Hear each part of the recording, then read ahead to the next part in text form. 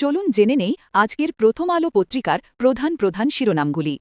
৮,০০০ সরকারি চাকুরির মুক্তিযোদ্ধা সনদ সন্দেহজনক।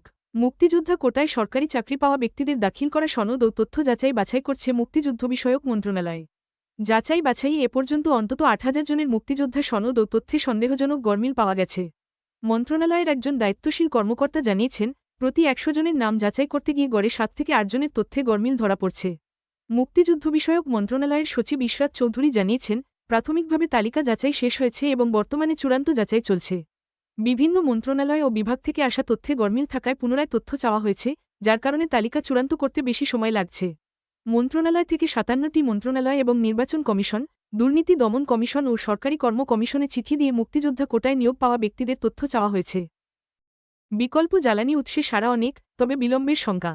মধ্যপ্রাচ্যে যুদ্ধ শুরু হওয়ার পর বিকল্প উৎস থেকে তেল গ্যাস সংগ্রহের চেষ্টা চললেও চাহিদা অনুযায়ী নিশ্চয়তা পাওয়া যাচ্ছে না। সরবরাহকারী অনেক প্রতিষ্ঠান আগ্রহ দেখালেও এখন পর্যন্ত নিশ্চিত সরবরাহের প্রতিশ্রুতি পাওয়া যায়নি। জ্বালানি সরবরাহ নিয়ে শঙ্কা থেকেই যাচ্ছে। জাতীয় রাজস্ব বোর্ডের তথ্য অনুযায়ী ২০২৫-২৬ অর্থবছরের প্রথম ৮ মাসে অপরিশোধিত তেলের ৮০%, তরলীকৃত প্রাকৃতিক গ্যাসের ৬৫% এবং এলপিজির ৫১% এসেছে মধ্যপ্রাচ্য থেকে।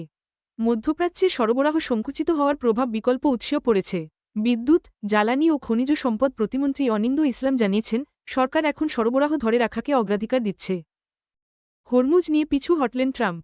বৈশ্বিক জ্বালানি সরবরাহের গুরুত্বপূর্ণ পথ হরমুজ প্রণালী খুলে দিতে ইরানকে আরও ১০ দিন সময় দিয়েছেন যুক্তরাষ্ট্রের প্রেসিডেন্ট ডোনাল্ড ট্রাম্প। জ্বালানি সরবরাহের এই পথটি খুলে দেওয়া না হলে ইরানের বিদ্যুৎকেন্দ্রগুলোতে হামলা চালানোর হুমকি দিয়েছেন তিনি। তেহরানকে এই নিয়ে তৃতীয়বারের মতো হুমকি দিলেন ট্রাম্প। যুদ্ধ বন্ধ নিয়ে যুক্তরাষ্ট্রের ১৫ দফা প্রস্তাবের নেতিবাচক সাড়া দিয়েছে তেহরান। পাকিস্তানের মাধ্যমে দেওয়া এই প্রস্তাবকে তেহরান একতরফা ও অন্যায় বলেছে। দ্য ওয়াল স্ট্রিট জার্নালের এক প্রতিবেদনে বলা হয়েছে, মধ্যপ্রাচ্যে অতিরিক্ত ১০,০০০ সেনা পাঠানোর কথা ভাবছে যুক্তরাষ্ট্র। জিজ্ঞাসাবাদে ১১ নেপথ্যের অনেকের নাম। রিমান্ডে থাকা ২ সাবেক কর্মকর্তা মাসুদ উদ্দিন চৌধুরী ও মামুন খালেদকে জিজ্ঞাসাবাদ করা হচ্ছে। জিজ্ঞাসাবাদে যাদের নাম এসেছে তাদের নজরদারিতে রাখা হয়েছে। গোয়েন্দা সংস্থা সূত্রে জানা যায়, মানব পাচার মামলায় গ্রেপ্তার হওয়া সাবেক সেনা কর্মকর্তা মাসুদ উদ্দিন চৌধুরীকে জিজ্ঞাসাবাদে ১১ নেপথ্যের কুশীলব হিসেবে বেশ কয়েকজন কর্মকর্তার নাম উঠে এসেছে। তদন্ত সংশ্লিষ্ট সূত্র জানায়, জিজ্ঞাসাবাদে উঠে আসা ব্যক্তিদের মধ্যে তৎকালীন ৩ বাহিনীর প্রধানসহ সামরিক ও বেসামরিক প্রশাসনের কয়েকজন প্রভাবশালী কর্মকর্তাও রয়েছেন। তাদের মধ্যে যারা দেশে অবস্থান করছেন, তাদের দেশত্যাগে নিষেধাজ্ঞা দেওয়ার জন্য উদ্যোগ নেওয়া হয়েছে। গোয়েন্দা সংস্থাগুলো এখন তাদের ভূমিকা ও সংশ্লিষ্টতা খতিয়ে দেখছে। ছোঁয়াচে হামের রোগীদের রাখা হচ্ছে সাধারণ রোগীদের সঙ্গেই। রাজশাহী মেডিকেল কলেজ হাসপাতালে হামের লক্ষণ নিয়ে ভর্তি হওয়া শিশুদের অসুস্থ অন্য শিশুদের সঙ্গেই রাখা হচ্ছে। এতে করে অন্য শিশুদেরও হামে আক্রান্ত হওয়ার ঝুঁকি তৈরি হচ্ছে।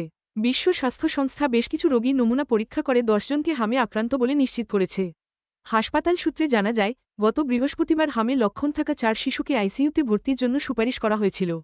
গতকাল শুক্রবার সকাল হতে হতেই তাদের মধ্যে ২ শিশু মারা গেছে। বারিন্দ মেডিকেল কলেজ হাসপাতালে ভর্তি হওয়া ২৮ শিশুর মধ্যে ২০ জনের হামের লক্ষণ পাওয়া গেছে।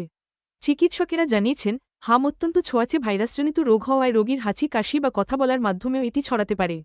হামের জটিলতা থেকে নিউমোনিয়া, ডায়রিয়া, চোখে ও মাথায় প্রদাহসহ বিভিন্ন রোগে আক্রান্ত হয়ে শিশুদের মৃত্যু ঝুঁকি তৈরি হয়। এবার টাঙ্গাইলে ট্রেনে কাটা পড়ে শিশুসহ নিহত ৫। টাঙ্গাইলের কালিহাতী উপজেলায় ট্রেনে কাটা পড়ে শিশুসহ ৫ জন নিহত হয়েছেন।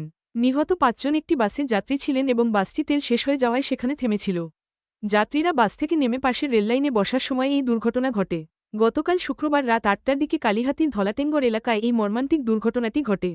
নিহতদের মধ্যে রয়েছেন গাইবান্ধার সাদুল্লাপুর উপজেলার হামিদুল ইসলামের স্ত্রী নার্গিস, তার ছেলে নীরব, নার্গিসের বড় ছেলের শাশুড়ি দোলা, একই এলাকার রাইজেল মিয়ার ছেলে সুলতান এবং আব্দুর রশিদের মেয়ে রিফা। বাসটি সকাল ১০টার দিকে সাদুল্লাপুর থেকে রওনা দেওয়ার পর সন্ধ্যা ৭টার দিকে ধলাটেঙ্গরে এসে তেল শেষ হয়ে গেলে এই দুর্ঘটনা ঘটে। র্যাপার বালেন্দ্র নেপালের প্রধানমন্ত্রী হিসেবে শপথ নিলেন। গতকাল শুক্রবার কাঠমান্ডুর শীতল নিবাসে বালেন্দ্র শাহকে শপথ বাক্য পাঠ করান প্রেসিডেন্ট রামচন্দ্র পৌডেল। বালেন্দ্র শাহ রাষ্ট্রীয় স্বতন্ত্র পার্টির নেতা। নেপালের ইতিহাসে এই প্রথম মাদেশি সম্প্রদায়ের কোনো নেতা প্রধানমন্ত্রী হলেন। পেশায় র্যাপার ও স্ট্রাকচারাল ইঞ্জিনিয়ার বালেন্দ্র শাহ ২০২২ সালে কাঠমান্ডু সিটি কর্পোরেশনের মেয়র নির্বাচনে স্বতন্ত্র প্রার্থী হিসেবে জয়ী হয়ে আলোচনায় আসেন। তিনি ঝাপা ৫ আসন থেকে নির্বাচনে নেপালের সাবেক প্রধানমন্ত্রী কেপি শর্মা ওলিকে পরাজিত করেন। ৩৫ বছর বয়সী বালেন্দ্র শাহ প্রধানমন্ত্রী হিসেবে দায়িত্ব নেওয়ার পরপরই সরকারি কর্মকর্তা ও আমলাদের প্রশাসনিক ব্যবস্থায় প্রভাব খাটানোর ব্যাপারে সতর্ক করে দিয়েছেন।